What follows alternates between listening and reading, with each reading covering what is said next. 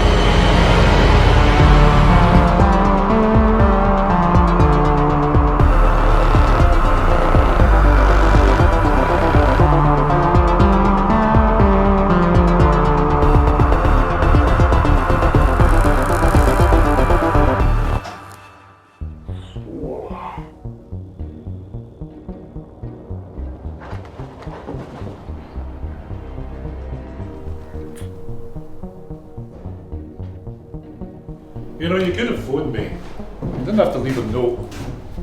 I didn't leave you that. New jacket? I got it for the new season. Off fashion. I know this man. He's my driver. We've had a lot of adventures together. Stared down death many a time and lived to tell the tale. His name is... Martin? Joe. His name is Joe. Idiot! What do you think is possessing him? I suspect I've encountered this demonic force before. Where? In a car. A car? Like a vehicular? Who is that? This is Kevin. I'm Kevin. No. Who is that? I'm Kevin. We met a moment ago. This is my new apprentice. I'm showing him the ropes. All right. Your mother rots in hell! Who are you talking to? Me? No! The other one! Me? No! Me? Fuck! You! Yes, you! Your mother rots in hell! No, my mother's alive and well. Oh, I meant your father. No, him too. Oh, a beloved great aunt. Great Aunt Beverly? No!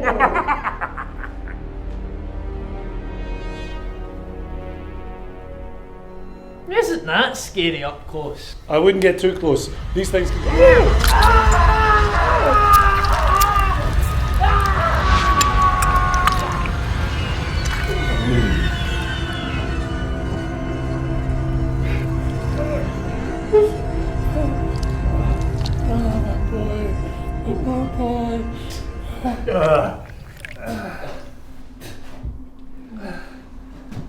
Now what? He's filled with an evil demonic force. These actions aren't his fault. For this we need to use subtlety. Say no more.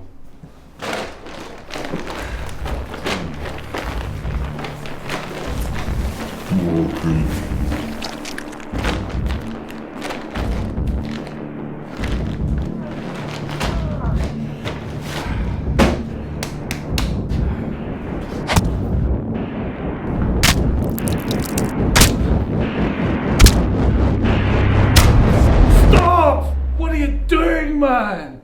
I said to use subtlety. That's my bad. I forgot you had that. Well, I'm out of ideas.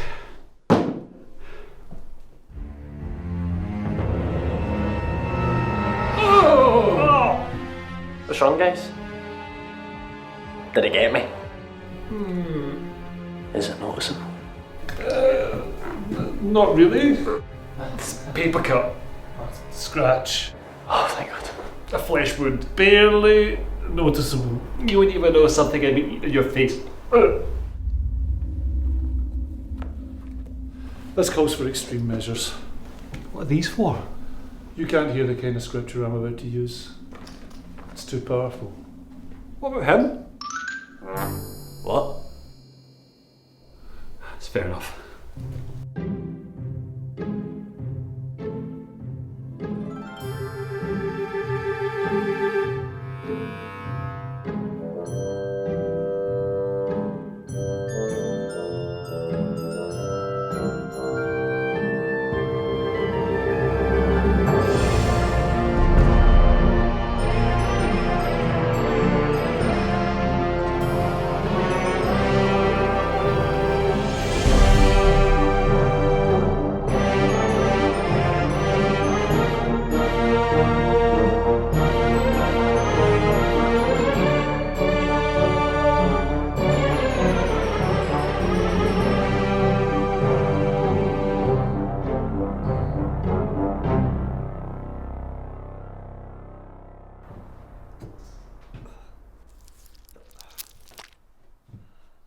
How do you feel? Oh, much better, thank you. Bit of a sore head though. What was that? A rogue demonic force. A being from a hellscape dimension able to physically manifest itself in our dimension and generally hang around the place being a bit of a dick. I wonder who it was that did this to me. That's not the question. The real question is who wrote this note. I think I know who it was. What does it say? Oh! Could somebody phone Colin an ambulance, please?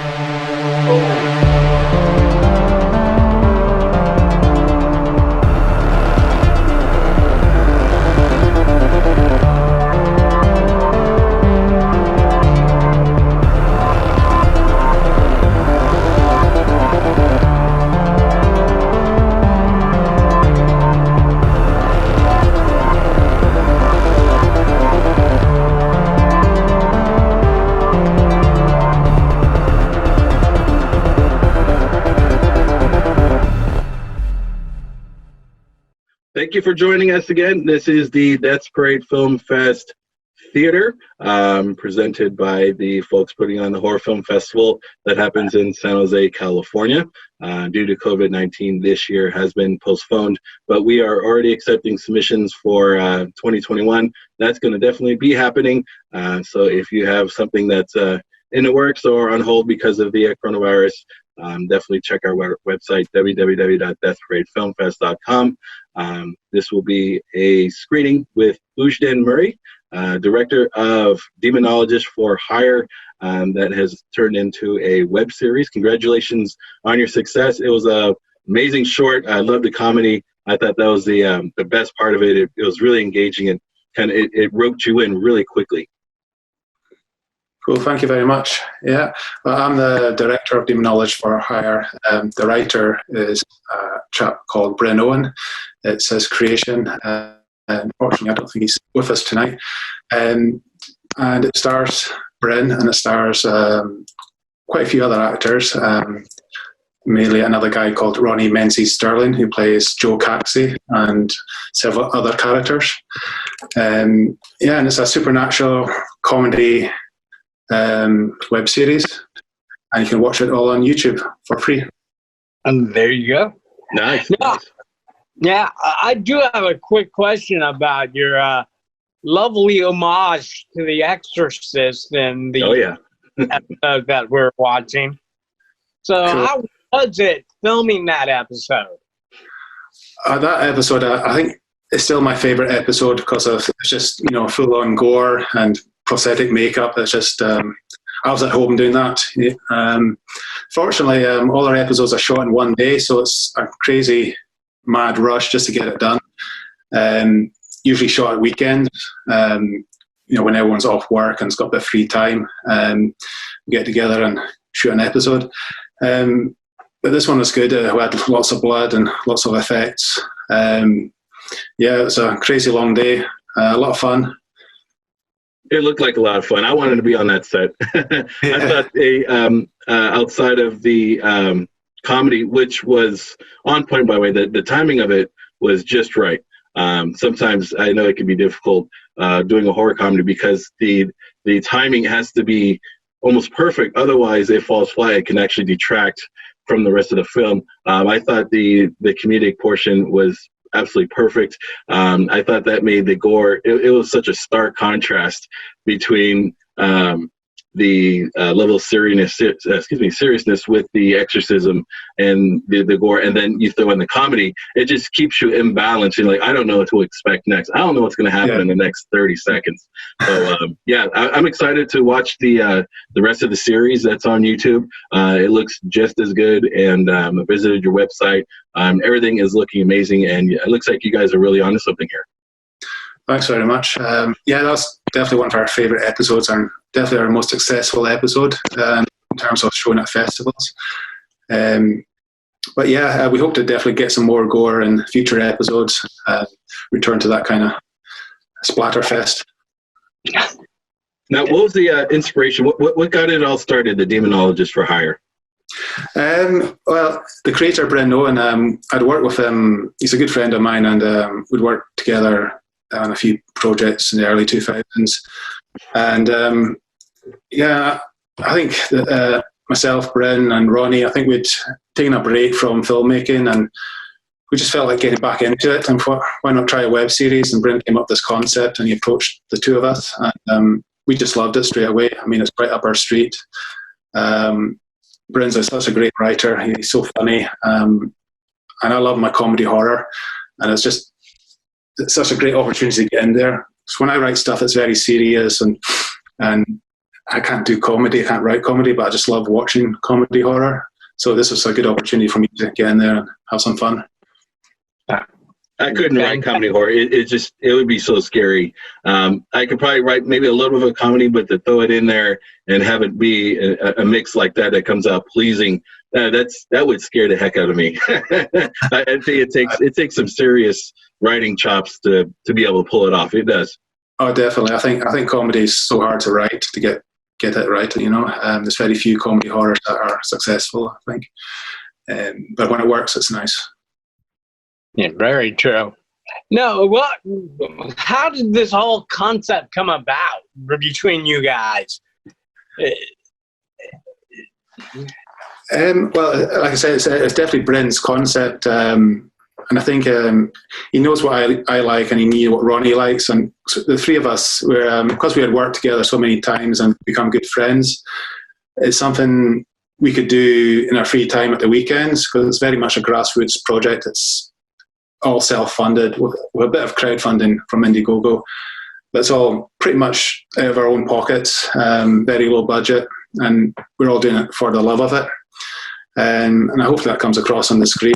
We just, we're having a blast whenever we can get an episode done.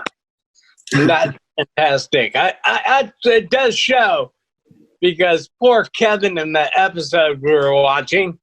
Yeah. It's a little nip. It kind of also reminded me of those great little skits from Mighty Python. It's like only a flesh wound. You don't live. Fantastic. We need to be subtle about this. We need subtlety. Oh, really? Yeah, that was brilliant. Yeah. Well, I wanted to touch on the technical aspects of it. There were, as you said, it was low budget, and you guys filmed it pretty quickly. But you don't see either of those in the film. I think this is probably one of the toughest things to achieve for the end product of a short film for indie filmmakers, is to not have your film look like it costs, a couple $1,000s and you filmed it in a day.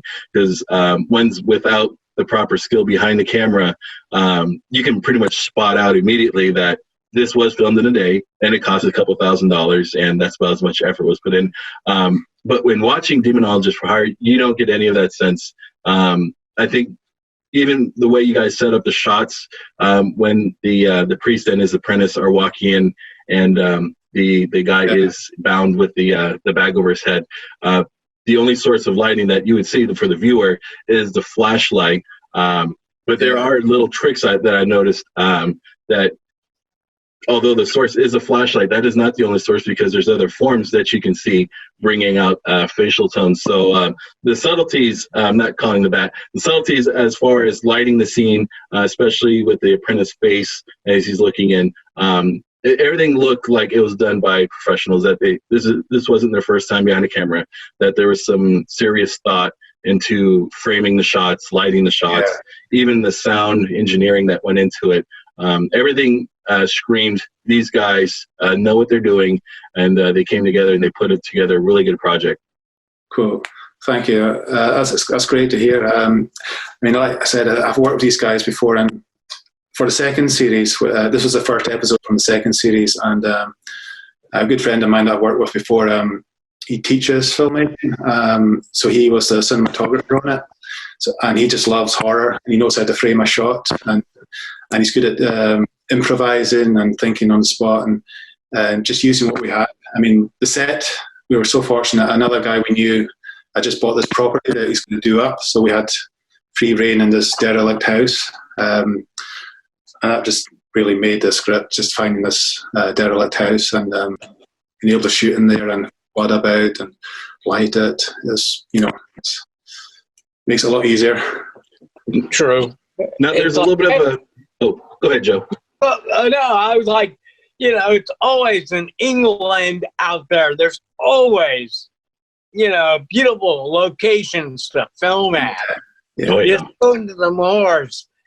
Come on. We're just gonna take a little trip, just outside. There you go. And then you got your location. Well, I wanted to touch on, there is a little bit of mythology in the short with the mysterious symbol. Did you want to talk about that, or is that best saved for the rest of the series? Yeah, I mean, we didn't realize how hard it is to find an audience and attract money and things like that, and it's something we wanted to develop. Bryn's written a pilot for a TV series with the same concept, and we've been trying to get interest in a TV show. Nice. To get that made. That would be the ideal scenario for us. So he's written a pilot script, and he goes into more detail about the mythology and things like that. And I think hopefully we'll get a chance to do a few more episodes, and we'll go back to the symbol. I've got a few ideas where we want to go with that. A few exciting things we want to do, but it's all about money, really, and if you want to do something extra special. But in the meantime, we're just doing the best with what we've got, and it works well. It does. I think viewers who definitely like episodic stories, I think introducing the symbol, I think, was an excellent way to show that we have more in the can. You're just going to have to stay tuned, because you might find out what this is in the next episode. Yeah. Unfortunately, we haven't revisited the symbol yet. We had planned to, but it's just a case of we can only film episodes, with locations we've got access to and actors that want to take part and things like that. Very true. No. What has been for you the most fun moment on doing this for you? Gosh, wow. Well, this episode was definitely most fun.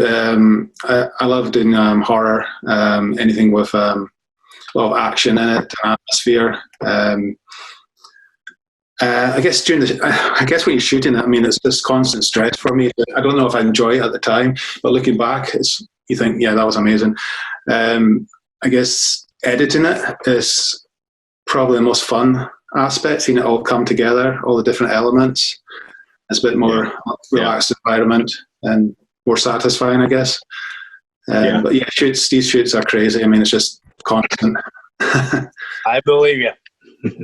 So, what have you been working on during the lockdown? Well, we managed to shoot our first episode from series 3 just before the lockdown. It's actually just a couple of days before everything shut down. We didn't even know we would get a chance to do it, but we did. And so I finished editing it, so it's off to get scored now, and we hope to have it online maybe end of the month, all being well. It's quite a different episode. I won't spoil any details, but it's very different and quite outrageous. Yes. Do not spoil it for us. No spoilers. No worries. Well, for anyone who is interested, you can visit www.demonologistforhire.com. There are episodes available on YouTube, and it sounds like there's going to be more coming out. And now this particular short that we started the Q&A with, that's not available on YouTube yet, right? The one that showed at the festival, Yeah. that is on YouTube. Oh, it is on YouTube. Okay, it's actually okay. Good correction. It was the episode 1 of season 2. Is that correct? That's right. Yeah. Okay, perfect. All right, so it is on YouTube. You have to check it out. Yes. Now, should anyone start, because this was our first experience with Demonologist for Hire, and it was part of season 2. Should we just rewind and go back to season 1? Is there any critical information, or could we start with this one that we're familiar with, continue through season 2, and then go back? All the episodes are pretty much self-contained. Oh, good. Start with this one. I think start with this one. It's definitely the best one for horror fanatics, I think. Yeah. Nice. Yes. So what's the rest of the feel? Because I saw some clips of the other episodes, and it almost had almost like a true crime or like a buddy cop kind of a feel. But it's definitely still in the horror genre, right? For anyone who wants to continue on. Yeah, definitely. Definitely horror comedy.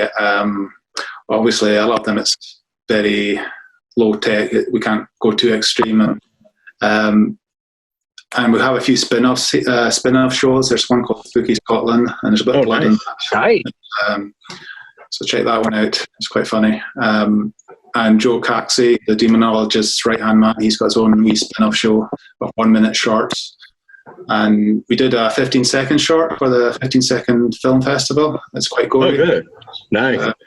It's quite good fun. Yeah, we had a 15-second short come through our festival, and it blew me away. I'm like, this thing is only 15 seconds, and it was scary as shit.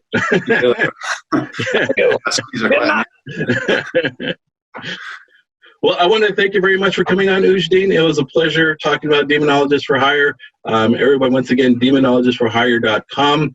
Go on YouTube and search Demonologist for Hire. You don't have anything to do right now. You're stuck at home. Go watch this show on YouTube. It's high quality stuff, and it's done by guys who know what they're doing. So, thank you very much for coming on Uisdean. I wish you all the luck in the future. And that was good. We'll be watching. Yeah, we'll continue watching. Great to meet you. All right. To meet you.